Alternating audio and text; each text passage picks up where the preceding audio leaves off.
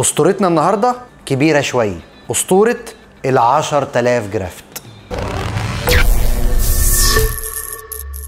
لو قلت لك تمتحن مره واحده ولا مرتين اكيد هتختار انك تمتحن مره واحده وتخلص، لكن لو انت شفت ان المنهج كبير عليك مش هتقدر تجيب تقدير كويس وعندك اختيار انك تمتحن على مرتين، هتختار ان احنا نقسم لك المنهج نصين وتمتحن على مرتين. كذلك زراعه الشعر، كل ما كانت درجه الصلع كبيره والمنطقه المنحه محدوده، ولو كانت برضو المنطقه المنحه كبيره تقدر تدينا العدد ده من الجرافتات، فجسمك ليه قدره على تغذيه كل العدد ده. علشان كده بنختار مع المراحل الكبيره اننا نقسم درجه الصلع ونزرع النص الامامي ثم النص الخلفي. لكن في سوق كبير في زراعه الشعر بالنسبه له العمليه دي مجرد بيزنس، مش اجراء طبي بنحدد له اولوياته، وبيكون همه دايما هو رضا العميل وليس الاجراء الطبي الصحيح، وهمه انه ما يرفضش العميل حتى لو طلب انه يزرع كل راسه على مرحله واحده.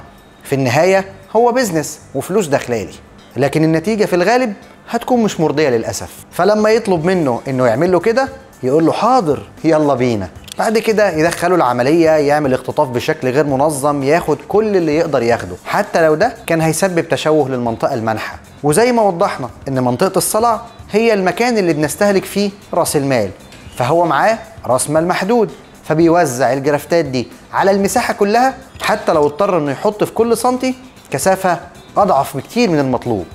علشان كده ال10,000 جرافت اسطوره من الاساطير اللي تكاد تكون مستحيله انها تتعمل في مرحله واحده، لكن دايما اللي هينجح هو اللي بيكون صادق واللي بيقول الحقيقه وبيعامل كل عميل بيدخله بامانه كانه اخوه.